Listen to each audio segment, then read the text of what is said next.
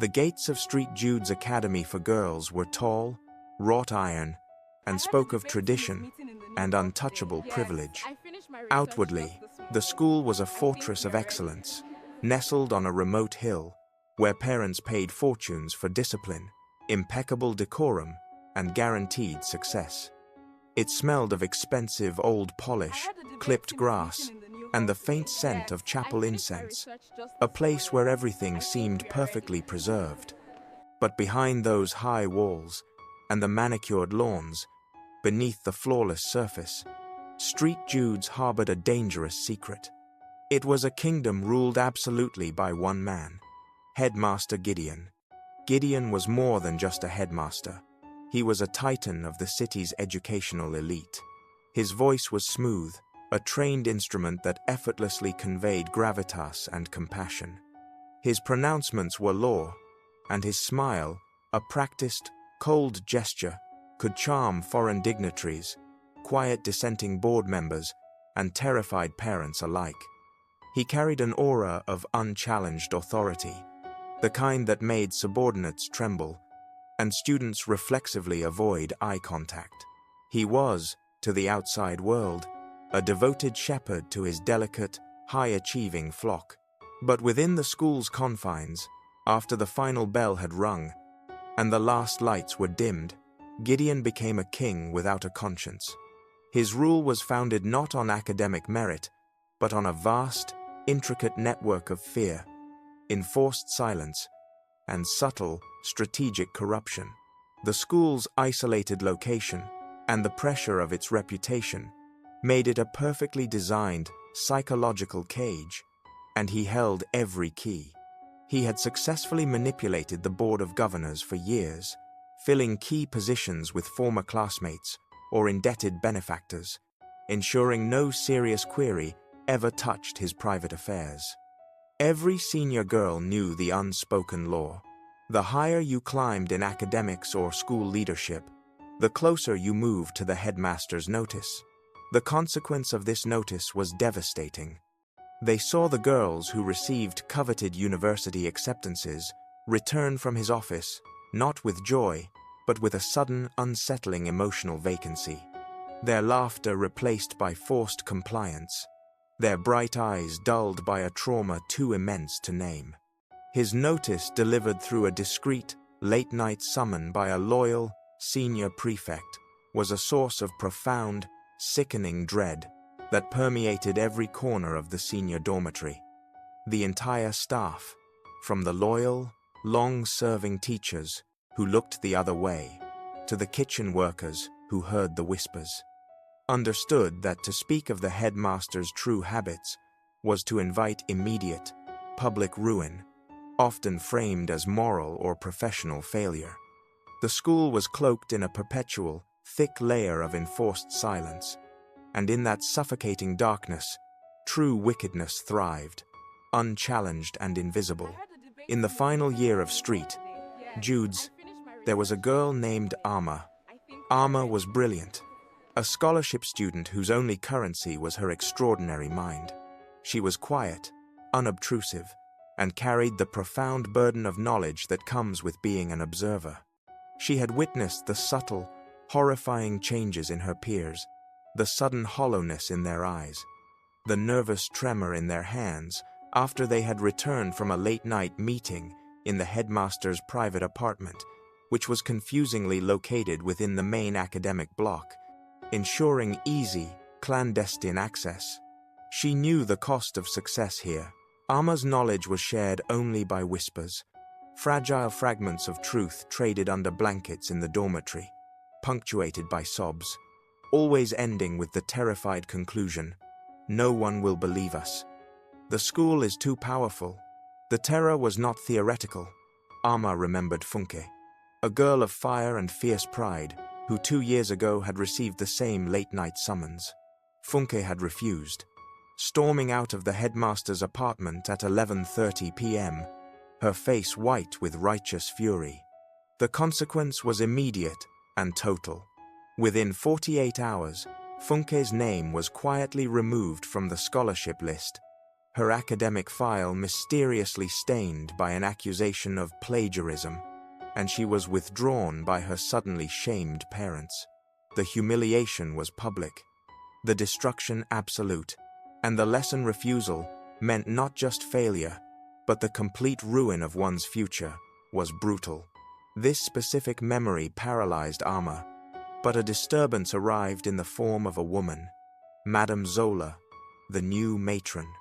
Hired after a sudden, unexplained, and very messy exit by her predecessor, a woman rumored to have asked too many questions. Madame Zola was stern, built like a fortress, and utterly lacking in the superficial charm that permeated the school. Her eyes were sharp and missed nothing. She did not smile when the headmaster spoke. She only observed the taut lines around his mouth. She noticed the peculiar, systematic way the headmaster insisted on keeping the main staircase lights off after 10 p.m., a deliberate blackout for a crucial section of the building. The matron's presence was a small, necessary crack in Gideon's perfect structure. She began to keep meticulous, irregular hours, charting the sounds of the night, the distinct creak in the old floorboards outside the headmaster's apartment, the odd time the water heater in his annex would run at midnight. She knew, instantly, that the perfect order of Street Judes was a systemic lie, built on fear and coercion. Then came the inevitable summons. Amma, the top student, the pride of her class, the one girl capable of securing a prestigious international scholarship, was called. The head prefect, her face drawn and tight, delivered the message with chilling formality. The headmaster wishes to discuss your final awards in his office at 11 o'clock tonight. He insists on absolute privacy. Amma felt the blood drain from her face. Her hands began to shake violently, not from fear of failure, but from the terror of succeeding. Her time of reckoning had arrived, and the price, either her dignity or her entire future, as Funke had learned, was agonizingly clear. That evening, the silence in the senior dorm was suffocating, the air thick with unspoken anguish. Amma sat on her narrow bed, paralyzed by the weight of her fate, preparing to walk into the darkness. She knew the catastrophic consequences of resistance for a scholarship student with no financial cushion, and the terror was a physical, cold weight pressing down on her chest, threatening to crush her resolve. Just before the clock struck 10, shattering the silence, Madame Zola walked into the dormitory, not for inspection, but with a laundry basket overflowing with freshly pressed academic uniforms. The act was mundane, but her timing was surgical. Amma. The matron's voice was low and firm, cutting through the silence. Take this blazer now. It belongs to Miss Uche, who is due to write an important exam early tomorrow, and it needs to be placed directly on the headmaster's personal secretary's desk. Do not deliver it to the headmaster directly. And listen carefully. Use the main staff staircase, which is still lit tonight, and be back within exactly 5 minutes. Do not deviate. It was a test, a calculated counterorder that provided Amma with an alternative task and a necessary, urgent alibi. Amma, clutching the uniform, a symbol of the prestige that was ruining them, obeyed instantly. As she hurried through the silent academic block, following the matron's precise instructions, she realized Madame Zola had given her a brief, vital window of movement. But as she placed the blazer on the secretary's desk, her fingers brushed against a piece of thin, brittle paper tucked into the pocket of the garment, a fragile diary entry from a girl who had graduated years ago and was now a celebrated alumna. The words were brief, trembling, and devastatingly clear. He said if I didn't comply, the only way my mother could afford the surgery would vanish. He held my family's entire existence in his hand, a lifeline he promised to cut. He promised the silence would secure the loan guarantee, and no one would ever know. I took the shame to save her, but the price is a heavier burden than the debt. The truth, the calculated, transactional mechanism of Gideon's power was laid bare. It wasn't about fleeting desire, it was about cold, methodical exploitation, leveraging the deepest dreams and desperation of vulnerable girls to maintain his total control. Amma's paralyzing fear was instantly replaced by a cold, searing, resolute fury. She would not be another price paid for the school's prestige, a name in his ledger. When she returned, breathless, Madame Zola met her in the hallway. The matron did not ask about the jacket or the secretary. She only looked at Amma's hands, which were no longer trembling with anxiety, but were now balled into determined, steady fists. The matron nodded once, a ghost of approval passing over her stern face. The line had been crossed. The fight had begun. At 11 p.m., the moment the head prefect reported Amma's absence, Amma did not go to the headmaster's apartment. She went, instead, to Madame Zola's small, meticulously neat office. The headmaster's repeated, angry calls to Amma's private phone went unanswered, each ring vibrating with increasing entitlement and danger. Gideon realized his perfect system was breaking down, and panic began to claw at his cold composure. Gideon, driven by towering arrogance and blind rage over the slight, did the one thing he never should have done. He left his sanctuary. He stormed into the senior dormitory, his expensive shoes echoing on the floor, his voice low but thick with dangerous, barely contained authority. Where is Amma? Where is the matron? This is gross insubordination and will result in immediate expulsion. But as Gideon stood there, terrifying the girls and confirming the rumors with his exposed fury, Madame Zola was already moving. Acting on a prearranged, silent plan, she used the chaos as cover. She entered the darkened academic block with a key she had secretly copied. A key Gideon never knew she possessed. She bypassed the security cameras on the main corridor, a long-standing, exploitable blind spot she had carefully charted, and entered the headmaster's private inner office. She was not searching for physical proof, which could be dismissed, but for the one thing Gideon valued more than his reputation, his ledger of control. Hidden behind a small, seemingly immovable bookshelf, she found a discreet, heavy, leather-bound volume.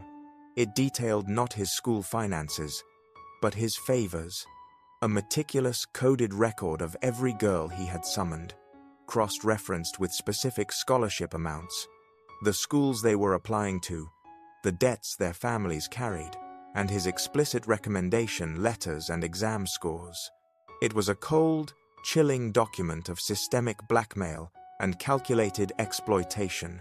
Just as Madame Zola finished snapping a rapid series of photographs with her phone, documenting every page with clinical speed, the door handle rattled violently. Gideon, having failed to find Amma in the dorm, and now fueled by mounting dread, had returned to his fortress. He flipped the light switch, bathing the office in harsh fluorescent light. His face was contorted in a mask of primal fury that finally ripped away the last veneer of the benevolent headmaster. Zola, what in God's name are you doing in my private office? You are finished, discredited. You will never work in this sector again. But Madame Zola did not flinch. She stood tall amidst the scattered papers, the phone still warm in her hand, protected by the only thing that mattered now, the irrefutable truth. Her eyes, usually watchful, were now accusatory.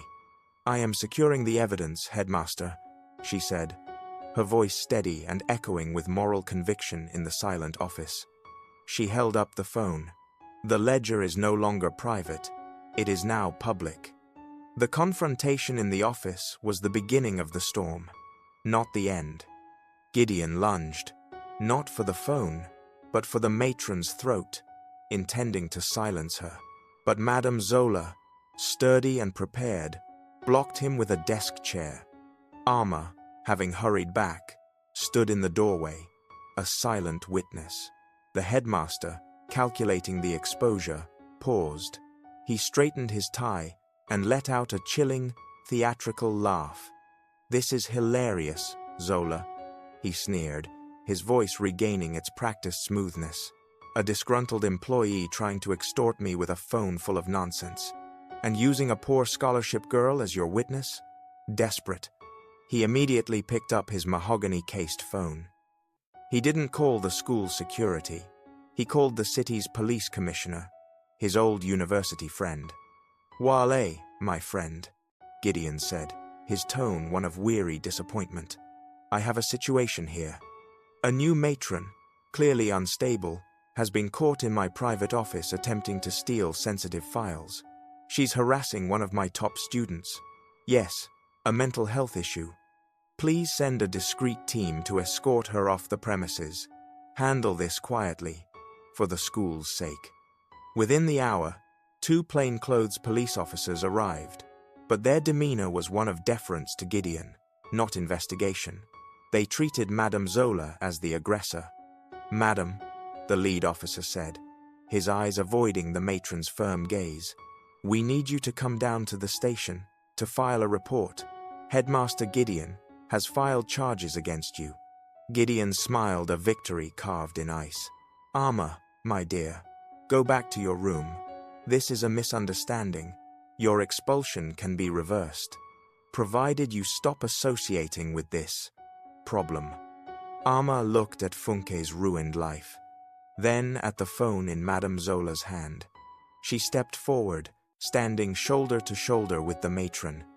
"I saw him, officer," Arma said, her voice shaking, but holding steady. "I saw the ledger. She is telling the truth." The officers exchanged nervous glances. A powerful man's word versus a low-level staff member and a terrified schoolgirl. The scales of justice, influenced by power and connection, tipped instantly. Madame Zola was escorted away, but before she left, she slipped Arma a tiny encrypted thumb drive. "You keep the phone, Arma," she whispered urgently. "The truth is not here. It is out there." Gideon thought he had won. He had contained the threat, arrested the matron, and isolated the student. He spent the next day on the phone, leveraging every connection, every debt, building an impenetrable wall of denial and influence. But the matron was already moving outside his fortress. Using the thumb drive, she had not gone to the press.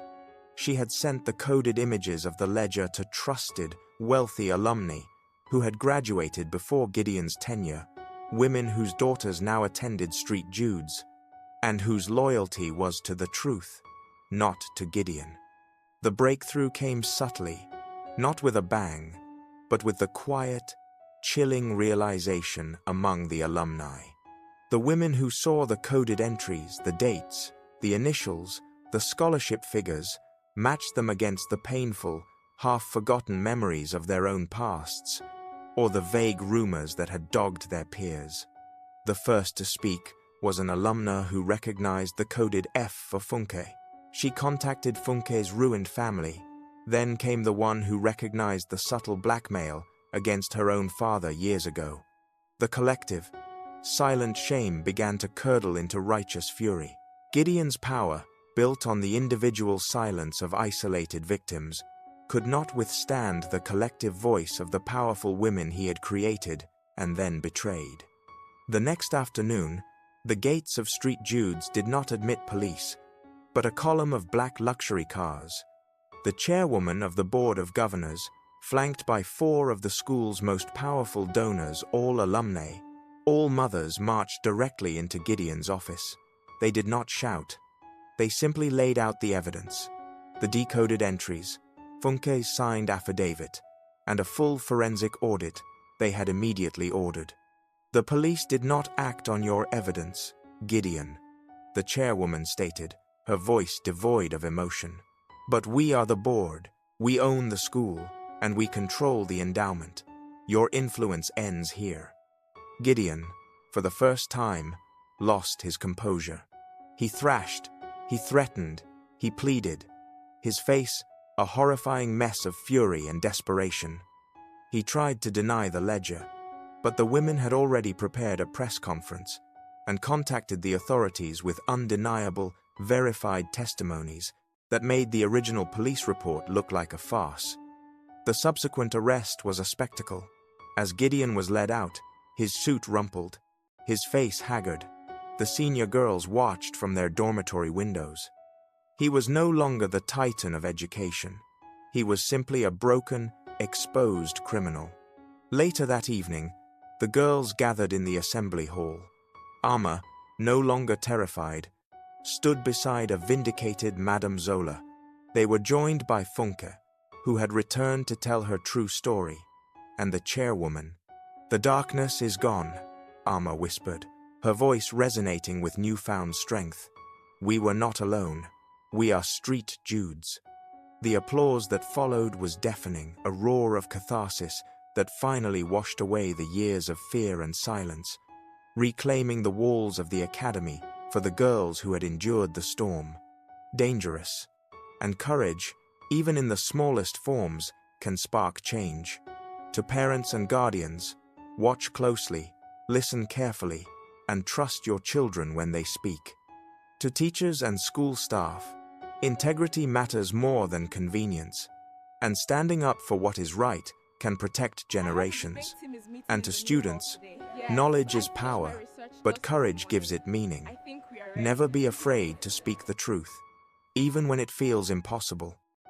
If this story inspired you, or reminded you of the power of speaking up, give this video a like, share it with someone who needs strength and courage today, and don't forget to follow and subscribe to our channel for more true-life folktales, stories of bravery, and lessons that resonate long after the story ends. Stay vigilant, stay strong, and keep the truth alive.